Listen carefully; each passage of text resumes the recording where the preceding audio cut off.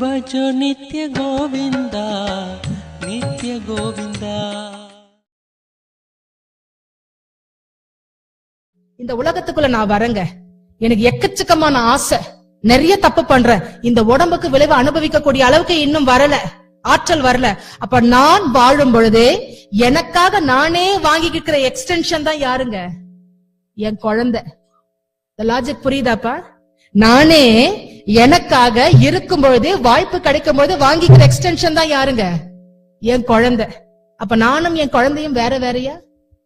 என்னால முடியாததுனால நானே என் குழந்தையா எக்ஸ்டெண்ட் ஆகி நிக்கிறேன். அப்ப நானும் என் குழந்தைய ஒண்ணுன்னா நானும் என் முன்னோரும் யாருங்க? ஒன்னே தானே. அப்ப முன்னோர்களாக இருந்த பொழுது செய்ததும் யாருங்க? நானே தான். அதற்கான விளைவை இந்த உடம்புக்குள்ள அனுபவிக்கிறது யாருங்க?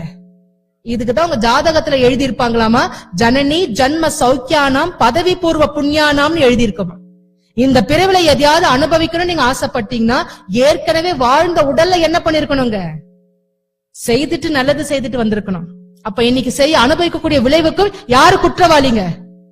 நானே தான். இனி முன்னோர்களை நினைச்சு கோவப்படக்கூடாது. ஏன்னா முன்னோர்களா வாழ்ந்ததை யாருங்க? நாம தான் அப்படிங்கிறாங்க. அப்ப கணக்கு சரியா வருதா? புரியுதாப்பா? ஏத்துக்க முடியுதா? ரைட். இனி யாரையும் குற்றவாளியை நிறுத்த மாட்டீங்களே. குற்றவாளி யாருப்பா? நாம தான். அப்ப அவங்க குற்றவாளின்னா நாளைக்கு உங்களுடைய பிள்ளைகளுடைய விதியை யார் தீர்மானிச்சுக்கிட்டு இருக்கிறா? ஆற்றல் உங்க கையில இருக்குது. சரியான செயல்கள் நீங்க சரியா செய்தீங்கன்னா உங்க வாரிசுகள் என்ன பண்ண போகுதுங்க? சரியான வாழ்க்கையை தானே வாழ்ந்து பார்க்க போகுது. யாருக்கு இந்த வாய்ப்பு கிடைக்குங்க? நமக்கு கிடைச்சிருக்குது, சரியா பயன்படுத்திக்கோங்க அப்படிங்கிறாங்க. அதனால்தான் பெரியவங்க சொல்லுவாங்க, அரசன் தெய்வம் எங்க நின்று கொள்ள போகுது? கருமையத்தை நின்று தண்டனை கொடுக்க போகுது அப்படிங்கிறாங்க. அதனால ரொம்ப நம்ம ஜாக்கிரதையா இருக்கணுங்க. விதி எப்படி நடக்குது பாருங்க. கருமையத்துல இருக்கக்கூடிய பேரறிவுக்கு தெரியுது விதிக்கான காலம் வந்துருச்சு. குறிஞ்சி பூ கேள்விப்பட்டிருக்கிறீங்களா?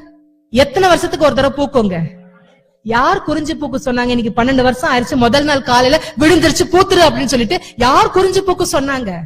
அதுக்குள்ள இருக்கக்கூடிய அறிவு உணர்ந்துதா இல்லையா? அதே மாதிரி நம்ம கருமையத்துல இருக்கக்கூடிய அறிவு உணர்ந்துங்க, காலம் வந்துருச்சு. ரெண்டாவது அந்த அறிவு என்ன பண்ணும்னா முதல்ல ஒரு எண்ணத்தை கொடுக்கும். அதுக்குதான் பெரியவங்க சொல்லுவாங்க, கெடுவான் கேடு நினைப்பான்னு சொல்லுவாங்க. அது அடுத்தது எண்ணத்தை கொடுக்குங்க. எண்ணம் என்ன பண்ணும்னா வான்காந்தத்தோடு சேர்ந்து கூட்டு கலவானிங்க ரெண்டும் சேர்ந்து ஒரு வாய்ப்பை உருவாக்கி கொடுக்கும். வாய்ப்புல போய் சிக்கிக்கிட்டு இந்த பதிவு என்ன பண்ணணும்? செயல் பண்ணு செயல் பண்ணு செயல் பண்ணு உந்துதல் கொடுத்துக்கிட்டே இருக்கும். முடியாம செயலை பண்ணிடுறோம். அப்புறம் தான் விளைவு அனுபவிக்கிறோம். விதின்னு தலையை அடிச்சுக்கிறோம். இப்படிதான் விதி வேலை செய்யும். அப்ப விதிய மதியால வெல்லணும்னா என்ன பண்ணணுங்க? ஃபர்ஸ்ட் எண்ணம் தானே காரணமா இருக்குது. அப்ப எண்ணத்துல எப்படி இருக்கணுங்க? அயரா விழிப்பு நிலை. விதி எண்ணத்தை தூண்டும் பொழுதே அயரா விழிப்பு நிலை. அதுக்குதான் எண்ணம் ஆராய்துன்னு ஃபர்ஸ்ட் பயிற்சி கொடுக்கறாங்க. ரெண்டாவது சூழ்நிலை உருவாகும் பொழுது சுவாமிஜி அவங்க சொல்றாங்க, திரிகால ஞானத்தை பயன்படுத்துங்க அப்படிங்கிறாங்க. திரிகால ஞானம்னு என்னப்பா? கடந்த கால அனுபவம், தற்கால சூழ்நிலை, வருங்கால விளைவு. இந்த 3 சேர்த்து கணிச்சிட்டீங்கன்னா உங்க அறிவு டிசைட் பண்ணுமா பண்ணாத இந்த வாய்ப்பை பயன்படுத்தலாமா வேண்டாமான்ட்டு. மூணாவது கருமையம் தானப்பா எண்ணத்தை சப்ளை பண்ணுது. கருமையத்தை தூய்மைப்படுத்திட்டீங்கன்னா விதியை வெல்ல முடியுமா முடியாதா? அப்ப நீங்க இந்த செயலுக்கு தக்க விளைவை நீங்க புரிஞ்சுக்கிட்டீங்கன்னா உங்களுக்கு என்ன ஆற்றல் கிடைக்குதுங்க? என்ன ஆற்றல் கிடைக்குதுப்பா? விதியை மதியால் வெல்லக்கூடிய ஆற்றல் கிடைக்குது அப்படிங்கிறாங்க. யாருக்கு இந்த வாய்ப்பு கிடைக்குங்க? இனி உங்களுடைய மதியை யூஸ் பண்ணி விதியை வென்றுவீங்களா? சிலதெல்லாம் தாண்டி போக முடியாதுங்க. ஆனா ஏத்துக்கக்கூடிய வல்லமையாவது நமக்கு வந்து போகும் இல்லையா? சோ செயல்விளைவு தத்துவத்தை நாம் பயன்படுத்துவோம். இந்த கருத்தை தினம் தினம் மனசுல உருட்டிக்கிட்டே இருங்க. நான் செயலை செய்துன்னா எனக்கு விளைவு வந்து போகும், இறைநிலை விளைவாக இருக்குதுங்கிற உண்மையை நீங்க உருட்டிக்கிட்டே இருந்தீங்கன்னா மனசுக்குள்ள தானா விழிப்பு நிலை வந்து போகுங்க. உங்க செயல்கள் தானா சீரமையும் சுவாமிஜி சொல்றாங்க. இன்னொரு தப்பு செய்யறவங்க, நம்ம இந்த கருத்தை மட்டும் சொல்லிட்டு முடிச்சிடுறேன் நானு. சொல்ல நம்ம சரியா இருக்கிறோம், யாருக்காவது விழுந்துருச்சுன்னா பிரச்சனைன்னு நினைக்கிறோம், செயலையும் சரியா மாறிடுறோம். ஆனா எங்க தப்பு பண்றோம்னு எண்ணத்துல தப்பு பண்றோம். சில பேர் பாத்தீங்கன்னா நம்ம பார்த்தாலே கோவமா இருப்பாங்க. ஏன் இந்த ஆள் கோவமா இருக்குன்னு நமக்கு புரியாது. நீங்க கூர்ந்து கவனிச்சீங்கன்னா அந்த ஆளை பத்தி உங்க மனசுக்குள்ள தப்பா பேசிட்டே இருப்பீங்க. நீங்க வேணா உங்க மனசுக்குள்ள பேசலாங்க, மத்தவங்க காதுக்கு தெரியாது, காதுக்கு கேட்காது மனசுக்குள்ள பேசலாம். ஆனா யார் காது கேட்டுக்கிட்டே இருக்கோங்க? அந்த ஆன்மாக்குள்ள இருக்கக்கூடிய கருமைய காது கேட்டுக்கிட்டே இருக்குது. பதியும்னு சொன்னோம் இல்லையா?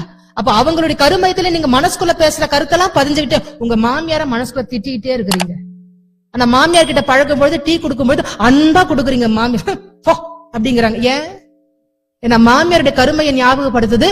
உன் மருமக உன் முதுகுக்கு பின்னாடி மனசுக்குள்ள உன்னை திட்டினே இருக்கிறா, உன்னை சப்ச்சினே இருக்கிறா, அவ நல்ல மருமக கிடையாதுன்னு ஆன்மா எடுத்து கொடுக்கும் பொழுது அந்த மாமியார் உங்களை பார்க்கும்போது என்ன சொல்லுவாங்க? சிடுசிடுன்னு இருக்கதான் செய்வாங்க. அப்ப ரொம்ப ஜாக்கிரதையா இருக்கணுங்க. கருமையமா செயலுக்கு தக்க விளைவு நமக்கு புரிஞ்சு போச்சுன்னா வாழ்க்கை முறையே மாறி போகும் அப்படிங்கிறாங்க. பிறக்கும் பொழுது நல்லா தானப்பா பிறக்கிறோம். ஆனா தவறான வாழ்க்கை முறை, தவறான செயல்பாடுகள் தானே இன்னைக்கு நோய்களை கொண்டு வந்து சேர்க்குது. நோய் வரும்போது உறுப்பை கட் பண்ணி தூக்கி போட்டுறாங்களா இல்லையா? ஒரு சைக்கோசோமேட்டிக் டிசார்டர் உங்ககிட்ட ஷேர் பண்ணலாம்னு நினைக்கிறேங்க. சில பெண்களுக்கு என்னவோ தெரியல, இந்த கருத்து திடீர்னு எனக்கு ஞாபகம் வருது. கவலையில தான் அந்த கருத்து வரும். சில பெண்கள் மனசுல நினைக்கிறாங்க இந்த 25 நாள் ஃப்ரீயா இருப்பாங்க. ஒரு 5 நாள் இந்த பீரியட்ஸ் டைம்ல ஆண்களை பார்த்தாலே கொலை வெறி வரும் அவங்களுக்கு. ஏன்டா நம்மள ஆண்டவன் பொம்பளையா பொறச்சான்னு தெரியலையே, எவ்வளவு கஷ்டத்தை தாங்கறதுன்னு தெரியலையே, ஏன் பெண்ணா பிறந்தேன்னு நம்ம கேட்டுக்கிட்டே இருந்தோம்னா பெண்மைக்குரிய 2 பகுதிகள் இருக்குங்க. ஒண்ணு மார்பகம், 2வது கருப்பை கருமுட்டை அப்படிங்கிறாங்க. நான் ஏன் பெண்ணா பிறந்தேன்னு கேள்வி எழுப்பிட்டே இருந்தோம்னா இந்த 2 பகுதியில இன்னைக்கு கேன்சர் வரதை எஸ்டாப்ளிஷ் பண்றாங்க. புற்றுநோய் வரும்போது என்ன ஆகுதுங்க? வெட்டி வெளியில வீசிடுறாங்க. பெண்மைக்குரிய பகுதி ஆட்டோமேட்டிக்கா என்ன இருக்குங்க? நம்ம விட்டு விலகிறது பாருங்க. அப்ப நம்ம துன்பத்துக்கு என்ன காரணமா இருக்குதுங்க? நிறைய இடத்துல நம்முடைய செயல்கள் தான் காரணமா இருக்குது அப்படிங்கிறாங்க. ரொம்ப ஜாக்கிரதையா இருக்கணுங்க. அகால மரணம், காலத்துக்கு முன்னாடி மரணம் வருதுங்க. இன்னைக்கு வண்டியில நீங்க ரோட்ல ஓட்டி பாருங்களேன், பயமா இருக்குது. சில யங்ஸ்டர்ஸ் ஓட்டும் பொழுது குடலெல்லாம் வாய்க்கு வந்துடுற மாதிரி இருக்குது. அவன் செத்து தனியா சொர்க்கத்துக்கு போனா கூட பரவாயில்ல, நம்ம கையை பிடிச்சி சேர்த்து கூட்டு போயிருவாடுங்க போல இருக்குது. அந்த அளவுக்கு ஓட்டுறானுங்க. சிலருடைய தவறான செயல் தானுங்க நம்முடைய வாழ்க்கை முடியறதுக்கு நமக்கு நீ காரணமா மாறி போகுது. இந்த அகால மரணத்தை ஒரு பேராசிரியர் அருமையான கருத்து சொன்னாங்க. இந்த சிவன் சொத்து குலநாசம் நீங்க கேள்விப்பட்டிருக்கிறீங்களாப்பா?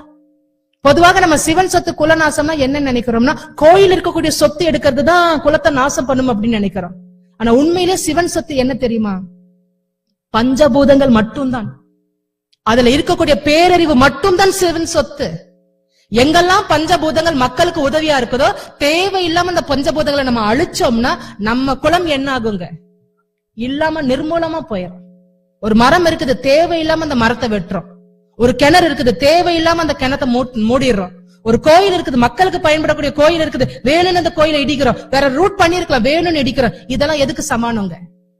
சிவன் சொத்தை அழிக்கிறதுக்கு சமானம் அப்படிங்கிறாங்க. எங்கெல்லாம் பஞ்சபூதங்களை டிஸ்டர்ப் பண்றோமோ அத்தனை சிவன் சொத்தை டிஸ்டர்ப் பண்ற மாதிரி தான் அழிவை தவிர ஒரு விளைவு கிடையாது அப்படிங்கிறாங்க. ரொம்ப ஜாக்கிரதையா இருக்கணும். அப்ப இதுல இருந்து நமக்கு என்ன தெரியுதுங்க? என் செயல்தான் என் வாழ்க்கை அழிவுக்கு காரணமா இருக்கே தவிர வேற யாருமே காரணம் கிடையாது. அப்ப எதை மாத்தணுங்க? நம் செயலை தான் மாத்தணும்னு சுவாமிஜி அவங்க சொல்றாங்க. அதனால்தான் செயலை பற்றி நிறைய விளக்கங்கள் கொடுக்கறாங்க பாருங்க, பாடமாக கொடுக்கறாங்க. இதை கேட்ட பிறகு சில பேருக்கு மனசுல பயம் வந்துருச்சு. ஐயோ, செயல் செஞ்சாலே அக்க போரா மாறி போகுது, அப்ப செயலே செய்யாம சும்மா உட்காந்துடலாமா? அதுக்குதான் சுவாமிஜி அவங்க சொல்றாங்க, பிரபஞ்சமே செயல்களால் நிரம்பியது அப்படிங்கிறாங்க. அப்ப எப்படி வாழ முடியாதுங்க? செயல் செய்யாம வாழவே முடியாது. இந்த யதார்த்த உண்மையை நம்ம ஃபர்ஸ்ட் அக்செப்ட் பண்ணி ஆகணும் அப்படிங்கிறாங்க. 2வது பாருங்க, நாம் செயல் செய்ய வாய்ப்பு இயற்கையால் மறுக்கப்படுவதில்லை அப்படிங்கிறாங்க. நீங்க எதை ஆசைப்பட்டாலும், நீங்க எதை அடையணும் நினைச்சாலும் இயற்கை அதை கொண்டு வந்து உங்க வீட்லயோ வாசலையோ போடாதாமா. ஆனா இயற்கை என்ன பண்ணும்னா, நீங்க எதை அடையணும்னு ஆசைப்படுறீங்களோ அதை அடைவதற்கான ஒரு சூழ்நிலை மட்டும்தான் உருவாக்குமா. It creates only an opportunity Swamiji சொல்றாங்க. ஆனா என்ன சிக்கல் தெரியுமா? இயற்கை அந்த வாய்ப்பை உருவாக்கும் பொழுது அது உருவாகிறது தெரியாமலே உருவாக்கிறோம். நிறைய பேர் அதுல மாட்டிக்கிறோம்.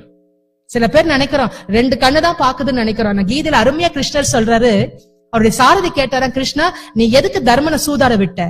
நீ தடுத்து நிறுத்தி இருக்கலாம் இல்லையா, எவ்வளவு அழிவு நின்று இருக்குன்னு சொல்லும் பொழுது கிருஷ்ணர் சொன்னாரா, தர்மன் மறந்துட்டான், நான் சாட்சி பூதமாக நிற்பதை தர்மன் மறந்துட்டான் அப்படின்னாராம்.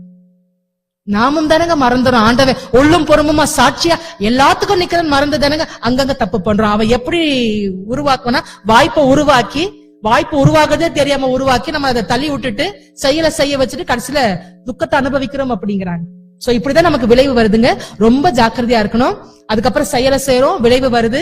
நல்ல செயலா இருந்ததுன்னா இன்னும் நல்ல செயலை செய்துகிட்டே இருக்கிறோம். விளைவு கெட்டதா போயிருச்சுன்னா மாத்திரத்துக்கு என்ன செயலை செய்துகிட்டே இருக்கிறோம். சோ செயல் விளைவு தத்துவம் எப்படி போய்கிட்டு இருக்குதுங்க? ஒரு சங்கிலி தொடரான வாழ்க்கையா மாறிக்கிட்டு இருக்குது. இந்த சங்கிலி எப்படிப்பட்ட சங்கிலியா இருக்கணுங்க? சிக்கு நிறைந்த சங்கிலியா இருக்கணுமா, இல்ல ஸ்மூத்தான சங்கிலியா இருக்கணுமா? அது ஸ்மூத்தா லகுவா இருந்தால்தான் வாழ்க்கை இனிமையா இருக்கும் அப்படிங்கிறாங்க. ஆனா நம்ம என்ன பண்ணிடுறோங்க? சிக்கால மாத்திடுறோம். ஆண்டவன் சிக்கை எடுத்து எடுத்து பார்க்கறா, முடிய மாட்டேங்குது. ஆண்டவன் எதை கொடுத்துருவாங்க? மரணத்தை கொடுத்துருவான். என்ன புண்ணியம் செய்தேனோ